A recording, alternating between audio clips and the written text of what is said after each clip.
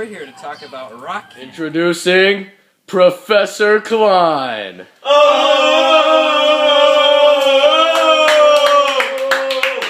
That one down.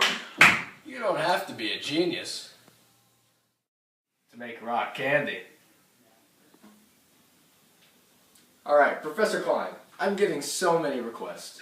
How do we make rock candy? Well, the process is really quite simple, Mr. Anderson. All you need is a cup of water, 3 cups of sugar, a few drops of food coloring, and a teaspoon of flavoring. Well, let's get started. What's that first step again, Professor Klein? Well, the first step, Mr. Anderson, is we will need a cup of water. Alright, you go ahead and do that. I'll get that 3 cups of sugar.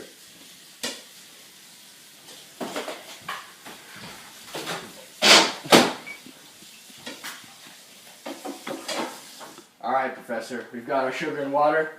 Go ahead and dump that in here. Now we just need to heat it up to a boil. Good old boil. Remember, kids, the water gets pretty hot.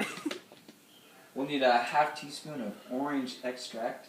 We'll be using that to flavor the rock candy, and as he's doing that, I'm going to apply some food coloring to our solution right here. It has come to be boiling. Just add a few drops of that. That should do the trick. And Professor Klein, you got that extract? That extract. Dump her in. And we should stir. Look at those beautiful colors. Whoa. Mixing up really nice. That is some colored solution.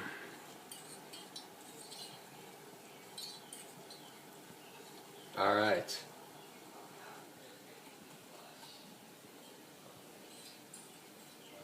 Alright, we are taking the solution right now off the boil, and I'm going to transfer it into this bowl here. And once I've done that, I'm going to take this bowl and transfer it into this bowl here. And there that goes. And once that's accomplished, I'm going to take this bowl and transfer it into this bowl here.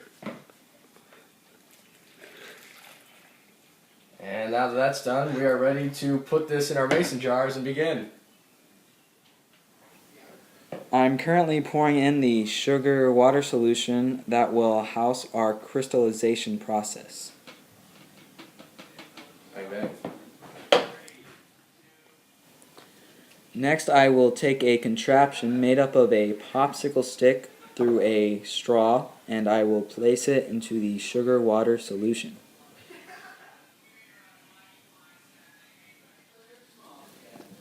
During this process, I am currently placing Total Home plastic wrap from the makers of Stretch Tight, it's an easy to start roll, onto the top of our mason jars.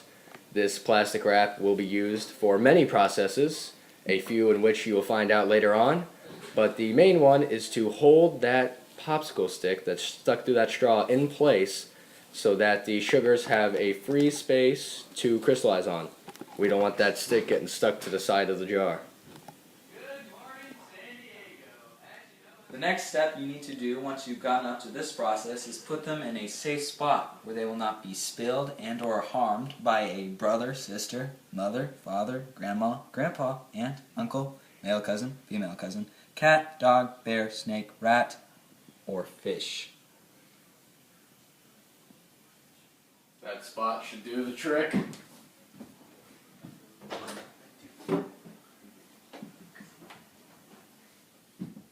When it comes to dealing with your final product of rock candy, the key is giving them plenty of time to grow and develop.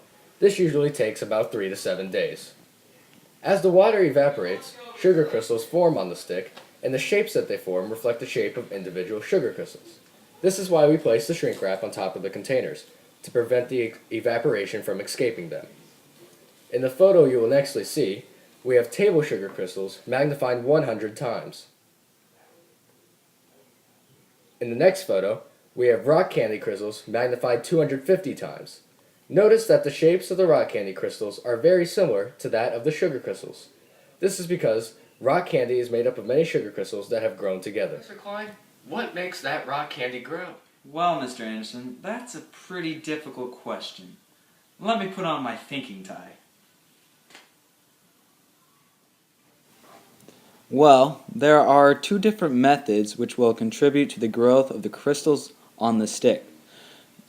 We have created a supersaturated solution by first heating a saturated sugar solution, which is a solution in which no more sugar can dissolve at a particular temperature, and then allowed it to cool. A supersaturated solution is unstable and it contains more solute, in this case sugar, than can stay in a liquid form.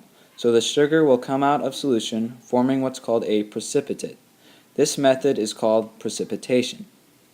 The other is evaporation. As time passes, the water will evaporate slowly from the solution.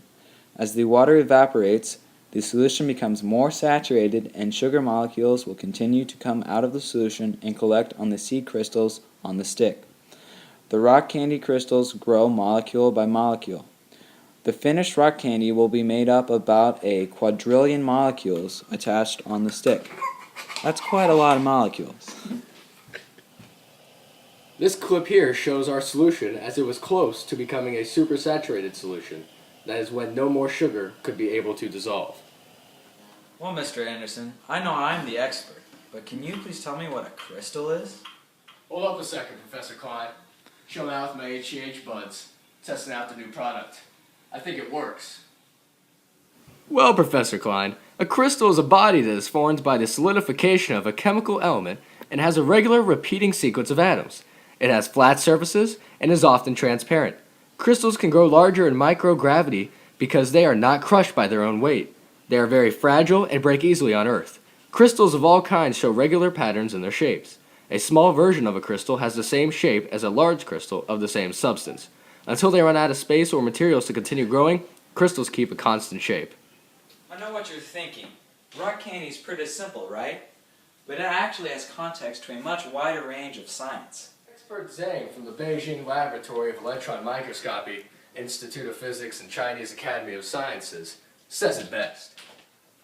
Crystal growth involves a variety of research fields ranging from surface physics, crystallography, and material sciences to condenser matter physics. So it has been studied extensively for more than 100 years. Crystal growth still plays an important role in both theoretical and experimental research fields and as well as in applications. As the development of scientific instruments and analytical methods such as X-rays, electron microscopy, NMR, and scanning tunneling microscopy continues, research on crystal growth and structure characterization has entered an atomic level, which makes it possible for further understanding of the physical, chemical, and other properties of the structure nature of various crystals. Especially for the crystals with low dimension and nanostructures, such as carbon nanotubes, blue light emitting GaN thin films, and magnetic multilayers with giant magnetoresistance. Their abnormal properties that have great potential applications can be understood only with the knowledge of structure at the atomic level. Moreover, a further improvement of crystal quality also depends on the structure of characterizations. Man, Professor Klein, that was a pretty long quote. Yeah, he almost sounds as smart as me.